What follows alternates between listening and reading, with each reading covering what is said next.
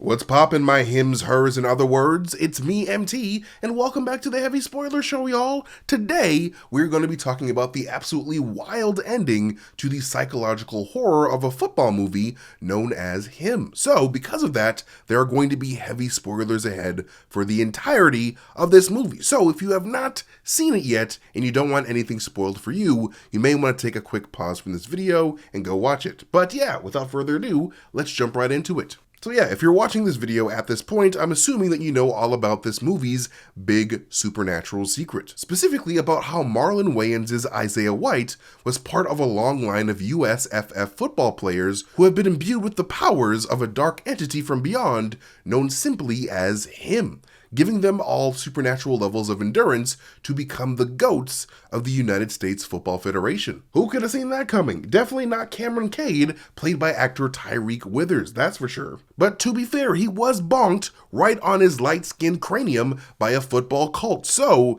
he was far too busy looking for a Tylenol rather than the actual devil. And this dark revelation is unveiled by Cameron Cade's former idol and role model, Isaiah White himself, right when he challenges Cameron to a fight to the death for his spot as the quarterback of the San Antonio Saviors, and the next physical avatar for this demonic Him entity. It turns out that Isaiah White only brought Cameron Cade to his creepy sports complex in order to painfully prepare him mentally and physically for a gruesome hand-to-hand battle of quarterbacks in order to determine who is the true GOAT of the entire league. And of course, in order to do this, not only did Cade have to go through the most messed up and traumatic training of all time, but he was also given a series of blood transfusions by the San Antonio Saviors doctor, Marco, learning later that this blood was the demonically empowered blood of Isaiah himself in order to give Cameron a fair fight. Isaiah White inherited this blood from the former GOAT, and the former GOAT got it from the former GOAT before him,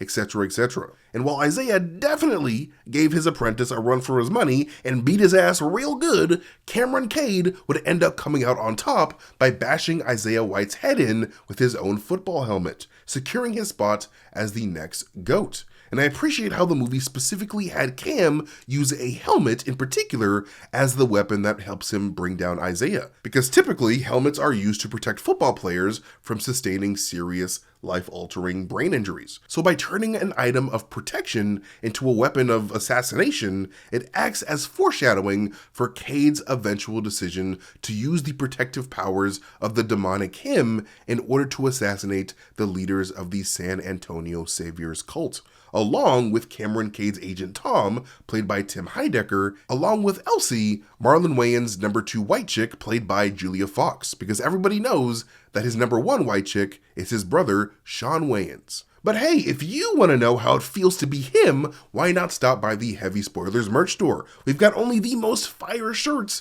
for fans of the horror genre, like our new The Eye and Prodigy shirts inspired by the recent Alien Earth series. But if you want to feel like the greatest peacemaker of all time, then our new Peace Eagle and Bird Blindness shirts will help you do that without having to sacrifice your soul to an ancient cult of psychos. So go ahead and allow yourself to feel like the greatest of all time by wearing the greatest clothes of all time after heading to the Heavy Spoilers merch store today.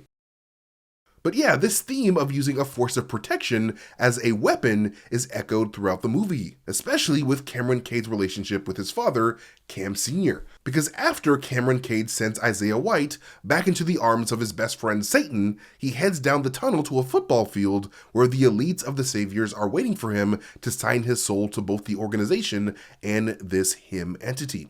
And when Cam shows signs of resistance towards his new status as the new GOAT, he's then told that he was groomed since childhood in order to fulfill this particular role. It is only then that Cam spots a picture of his own father shaking hands with the owner of the San Antonio Saviors himself, strongly implying that his own father was the one responsible for signing him over to the Saviors cult so that Cade could fulfill his dreams of having the GOAT for a son. And even though Cam's main drive in this movie is to be worthy of GOAT status in the league, his true motivation underneath all of that was to make his father, his main figure of protection, proud and happy with him. However, it would be the person that was meant to protect Cade that would end up being the main catalyst for his suffering. And we also see this theme echoed with the Saviors organization as a whole. Because when I think of the word savior, I usually think of like a knight, or an angel, or a superhero, or even the biblical messianic Christ figure, not some sadistic satanic sports sect. So the idea of a protective savior bringing harm and suffering to others for their own gain is a conflicting dichotomy in its own right. But yeah, the moment that Cade realized that the parental figure that he wanted to please so damn badly was just another insane sports fanatic that valued being part of the savior's legacy as the father of the GOAT rather than just being a father to a happy son, Cam frees himself from his lifetime burden of guilt and obligation. Cam's subsequent slaying of the entire Savior's leadership and his backstabbing agent is almost presented like a celebration of Cam taking the reins of his own life for the very first time, with no one trying to project themselves onto him. Because much like how the Savior's cult wanted Cam to trade his whole identity and humanity as Cam to become the next supernatural GOAT entity, Cam's own father wanted Cam to trade his own identity to become the perfect football player that he never actually wanted to be. Ultimately, I feel like this movie is a tale about the dangers of dedicating your life to trying to please an idol or someone or something that you perceive to be a higher power. And it's not just with the story's main protagonist Cam, but also inside of his mentor Isaiah White as well. Because it was Isaiah's obsession with pleasing the Savior's fans that pushed him to accept his contract with the devil in the first place after sustaining a career-ending injury, trading his own life, his own humanity, and his own future to be radically transformed into the public figurehead of the Savior's cult.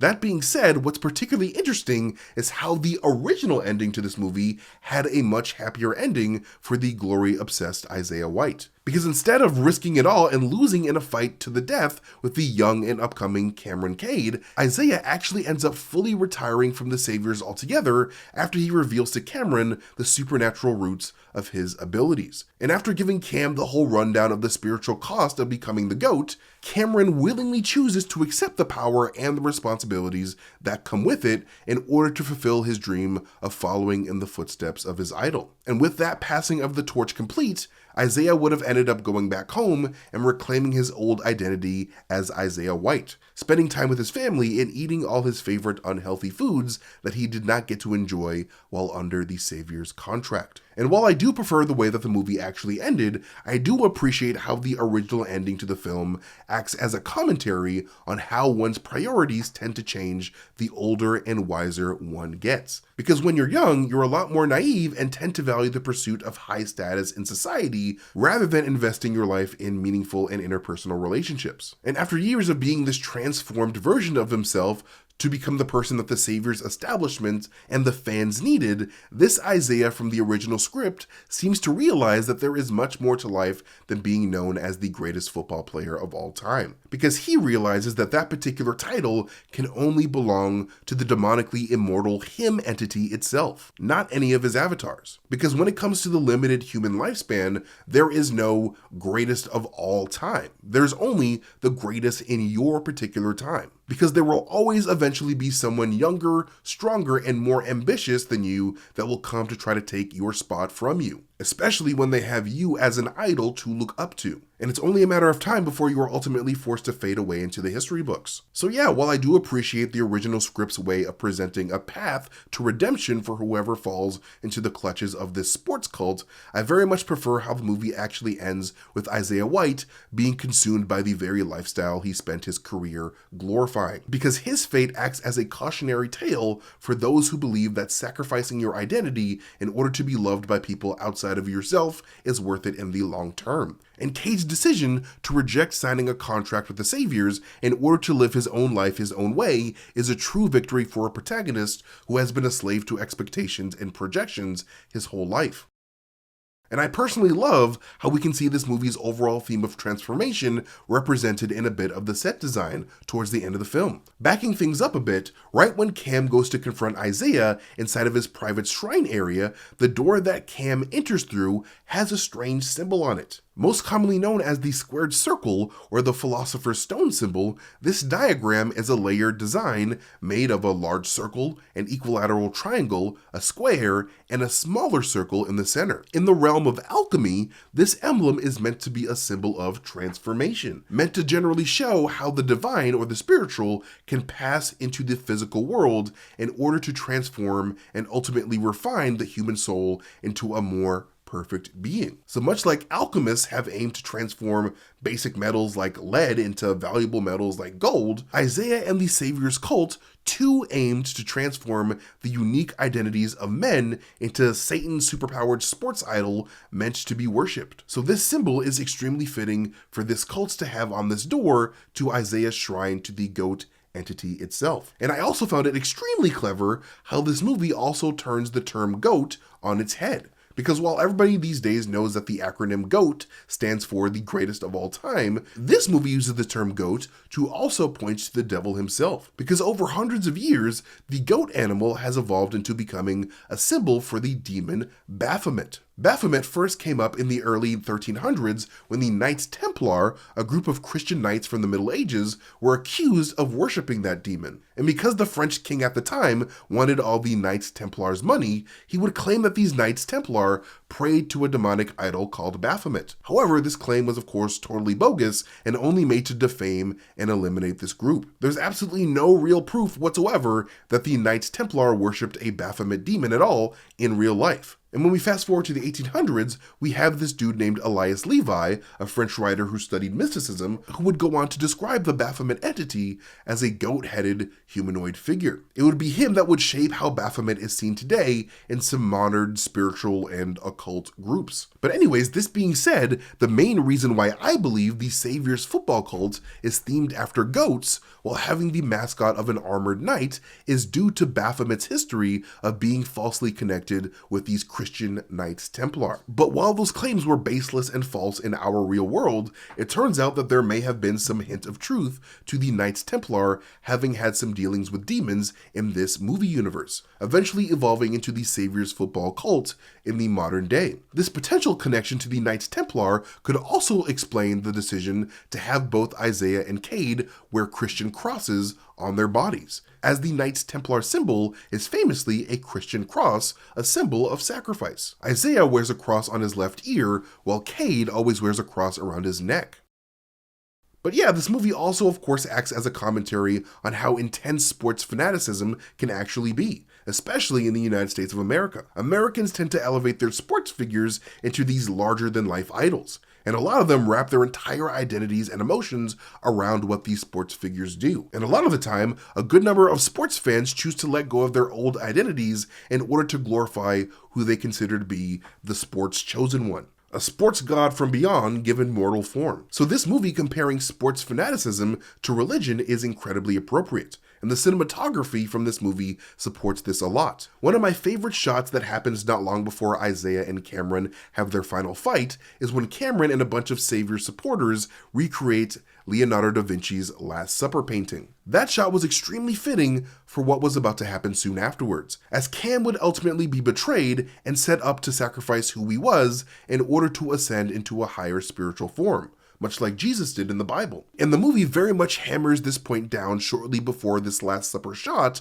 when the guilt-ridden Dr. Marco mentions the biblical figure Judas to Cam, subtly comparing himself to the traitorous disciple of Jesus who plotted to feed his friend to the wolves in order to keep his cushy lifestyle. But much like Judas would not live long enough to enjoy the fruits of his betrayal, the same would happen to Marco, with both characters suffering different kinds of neck-related deaths. But yeah, after rejecting the Savior's offer to become the next football antichrist, Cam uses his hymn powers along with his opponent's own weapons to dispatch of the Savior's entire leadership, leaving his own manager for last. But instead of delivering the killing blow himself, Cade uses his powers to drag his agent's ass to the middle of the cult sacrifice circle that they set up for a ritual. But because Cam never agreed to the Savior's terms, the Savior's ritual remained incomplete. And this incompleteness appears to anger the demon that the Saviors serve, leading to Cam's agent exploding and causing blood to rain from the sky, which is coincidentally what also happens